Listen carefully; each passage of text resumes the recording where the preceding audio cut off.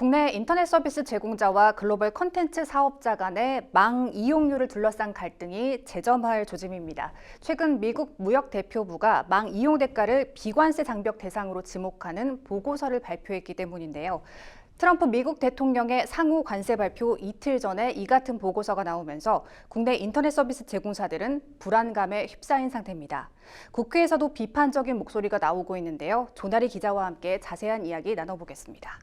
조 기자, 우선 인터넷 서비스 제공자가 무엇인지 오늘 주제 이야기하기 전에 관련 용어부터 정리해볼까요? 네, 지난달 31일 미국 무역대표부가 망 이용 대가와 관련한 보고서를 발표하면서 논란의 불씨가 핀 건데요.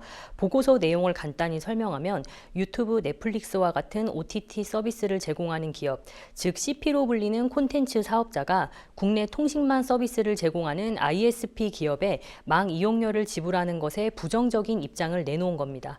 국내 3대 ISP 기업으로는 SK 브로드밴드와 KT, LG U+가 있습니다. 네, 미국 무역대표부가 그렇게 주장한 이유는 무엇입니까?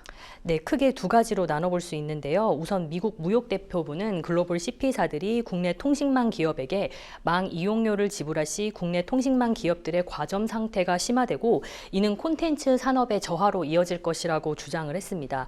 두 번째는 일부 한국의 통신망 기업들이 CP사가 하고 있는 콘텐츠 사업을 겸하고 있기 때문에 해외 CP사가 지불하는 이용료가 자신들의 경쟁사인 한국 기업들에게 이익이 될 수 있다는 주장도 내놨습니다. 네, 이런 주장들이 타당하다고 볼 수 있나요? 국내 통신망 기업들의 입장도 궁금한데요. 네, 통신망 기업들은 반발하고 있는 상황입니다. 우선 첫 번째 주장과 관련해 살펴볼 텐데요. 국회 과학기술정보통신위 소속 김우영 의원실에 따르면 소비자들의 미디어 이용 패턴이 OTT로 변화하면서 한국 통신망 기업들이 제공하는 IPTV 시장은 이미 2023년 하반기부터 0% 성장을 기록하고 있습니다. 반면 해외 사업자가 중심인 OTT 이용률은 지속 증가하면서 미국 기업인 넷플릭스만이 유일하게 매년 흑자를 기록하고 있습니다. 구글이 운영하는 유튜브도 2023년 12월 국민 메신저인 카카오톡 이용자 수를 넘어섰고요. 지난해는 프리미엄 멤버십 가격을 올렸는데도 이용자 증가세가 꺾이지 않고 있습니다. 네, 중요한 건 OTT 이용자 증가가 인터넷 트래픽에 미치는 영향일 텐데요. 현황은 어떤가요? 네, 그렇습니다. 구글과 넷플릭스, 메타 등 주요 글로벌 CP 3사가 이용하는 국내 인터넷 트래픽 비중은 2020년부터 매년 증가하고 있는데요. 그럼에도 이들 중 일부가 대가를 지불하지 않고 있는 겁니다. 과기정통부가 발표한 글로벌 CP 3사의 국내 인터넷 트래픽 현황입니다. 2020년 기준 3사의 인터넷 트래픽 비중은 34%에서 2023년 42%까지 증가했습니다. 김우영 의원은 대량 트래픽을 유발하는 일부 CP사들이 망 이용료를 내지 않는 것은 역차별이라면서 망 무임승차 방지법은 우월한 지위에 있는 거래 상대방에게 망 이용 계약 체결을 의무화하고 불합리한 조건을 내세우지 못하게 하는 것이지 해외 기업에게 차별적인 내용을 담고 있지 않다고 강조했습니다. 네, 한국통신망 기업이 콘텐츠 사업을 겸하고 있어 망 이용료를 지불할 수 없다는 주장에 대해서는 어떤 입장인가요? 네, 미국 무역대표부의 두 번째 주장인데요. 미국 CP사들이 지불하는 망 이용료가 자신들의 경쟁사인 한국 기업들에게 이익이 될 수 있다는 건데 한마디로 억지 논리라는 지적이 나오고 있습니다. 계약 당사자가 경쟁사든 아니든 서비스를 이용하면 비용을 지불하는 것은 시장의 기본 질서입니다. 이와 관련해서 이혜민 의원도 비판적인 목소리를 냈는데요. 이 의원은 망 제공자가 경쟁사라는 것이 망 이용 계약을 체결하지 않아도 된다는 이유가 될 수 없으며 논리적으로 뛰어도 너무 뛰었다고 지적을 했습니다. 그러면서 만약 네이버 데이터 센터를 임차해 국내에서 사업을 하는 아마존이 네이버는 클라우드 경쟁사라서 임차료를 못 내겠다라고 하면 그냥 그렇게 냅둬도 되는 거냐고 꼬집기도 했습니다. 더 황당한 것은 미국도 버라이즌이나 컴캐스트와 같은 통신망 기업들이 자국, 즉 미국 CP사로부터 망 이용 대가를 받고 있다는 겁니다.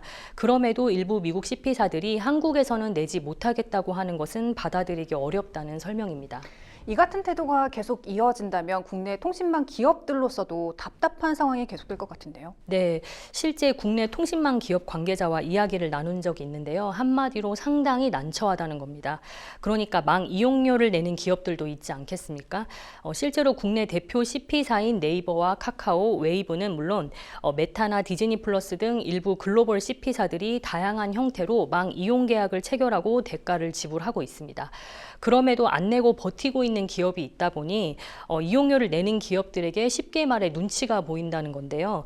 또한 정부도 적극적으로 목소리를 내지 않고 국회에서도 일부 의원들이 성명을 내기도 했지만 대체적으로 당사자 간 알아서 해결해라 이런 분위기가 몇 년 사이 조성되면서 매우 곤혹스럽다는 입장을 토로하기도 했습니다. 네, 사실 이 문제 때문에 소송전까지 갔던 사례가 있죠. 그렇습니다. 바로 SK 브로드밴드와 넷플릭스가 망 이용료를 두고 법적 다툼을 벌인 건데요. 3년간 진행된 상당히 긴 소송이었습니다. 이 소송은 사실상 SK 브로드밴드가 국내 통신망 기업을 대표해서 나선 사건이었는데요. 그만큼 업계 관심이 상당히 컸습니다. 1심은 SK 브로드밴드가 승소를 했었고요. 항소심 진행 중 넷플릭스가 망 이용 대가에 상응하는 전략적 파트너십을 제안하면서 소송이 종결됐습니다. 다만 글로벌 CP사의 망 이용료 대가 논란이 근본적으로 해결된 것은 아니라는 점에서 다소 아쉬움이 남는 사례이기도 합니다. 네, 미국 무역 대표부의 보고서와 관련해서 미국 측의 입장이 확고하다고 봐야 될까요? 꼭 그렇지는 않은 것 같습니다. 김우영 의원에 따르면 미국 내에서도 빅테크 기업의 사회적 책임을 강화해야 한다는 목소리가 상당한 것으로 전해졌는데요. 또한 트럼프 2기 정부의 강경 기조에도 불구하고 이번 보고서가 앞선 바이든 정부 보고서에 비해 내용상 큰 변화 없이 단순히 우려된다는 정도로 언급한 것을 감안하면 미국에서도 망 이용료 제도화가 ICT 산업에 미치는 영향이 그다지 크지 않는 것으로 보는 것 아니냐는 분석도 조심스럽게 나오고 있습니다. 네, 통신망 사업자와 콘텐츠 사업자 간의 망 이용료 논란은 더 이상 기업 간 다툼으로만 보기 어려운 상황입니다. 소비자 후생은 물론 관련 업계의 건전한 생태계 구축을 위해 정부와 국회에서도 꾸준히 관심을 가져야겠습니다. 이번 주 뉴스픽은 여기까지입니다.